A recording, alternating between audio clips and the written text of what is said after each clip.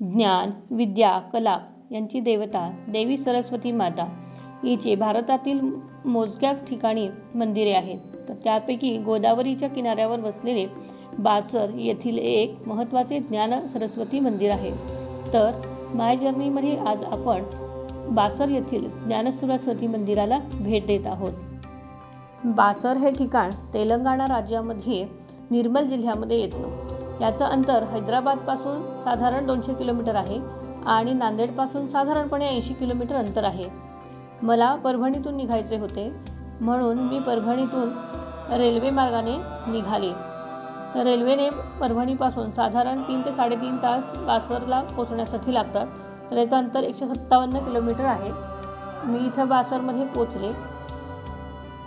या रेल्वे स्टेशनपासून मंदिराला जाण्यासाठी रिक्षा मिळतात आणि या रिक्षाचे दर साधारणपणे 50 ते 100 रुपये असे दर आहेत आणि हे शेअरमधूनच जातो.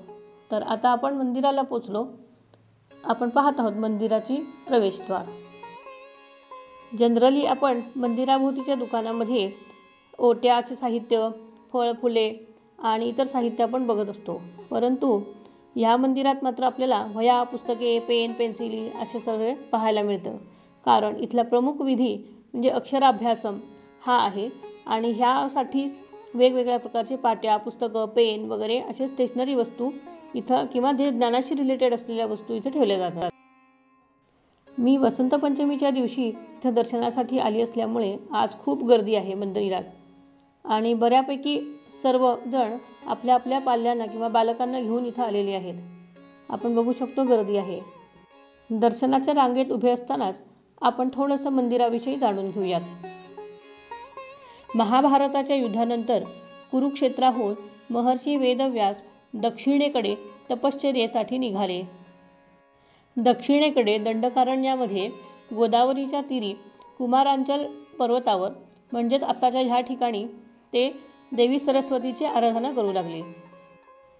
अत्यंत तीव्र साधना केल्यानंतर देवीने त्यांना दृष्टांत दिला आणि नदीकडून वाळूचे 3 ढीग घेऊन येण्यासाठी सांगितले. तर त्यांनी ते असे ढीग घेऊन आल्यानंतर त्यातून त्या गुहेमध्ये 3 देवींच्या मूर्ती प्रकट झाल्या.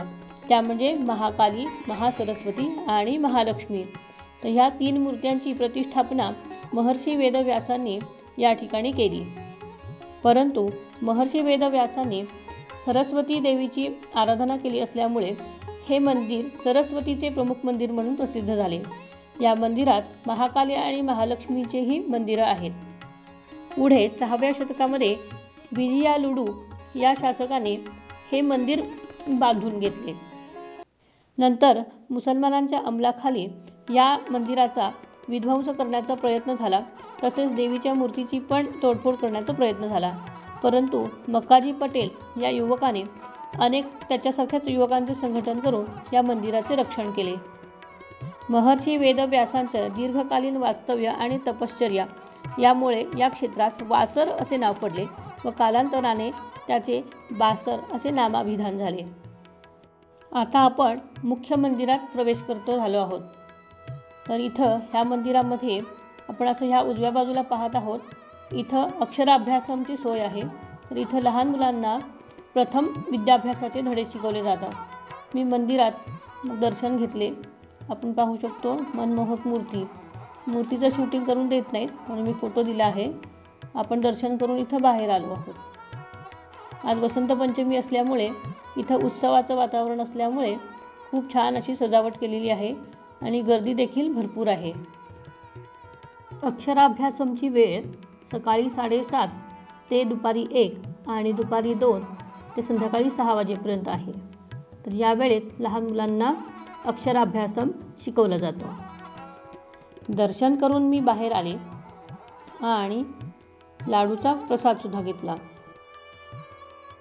मंदिर, देवी आणि मंदिराचा पूर्ण परिसर एकदम अतिशय रम्य, शांत आणि शक्तिशाली ऊर्जा देणारा परिसर आहे.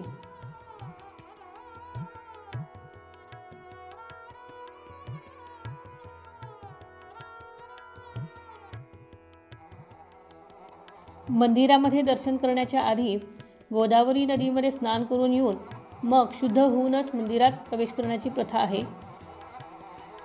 तर आपण गोदावरी नदीच्या किनाऱ्यावर आलेलो आहोत. आज वसंत पंचमी असल्यामुळे इथे लहान मुले, त्यांचे पालक यांची खूप गर्दी इथं आज झालेली दिसते आपल्याला. तर आपण देवीचं दर्शन आता घेत आहोत.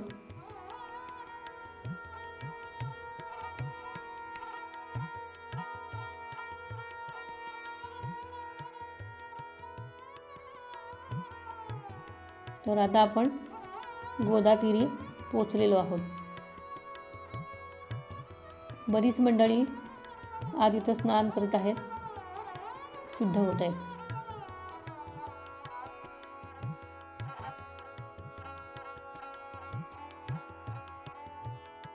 तर अशा प्रकारे आज आपण गोदावरी नदी आणि वासर येथील ज्ञान सरस्वती मंदिराचे दर्शन घेतले.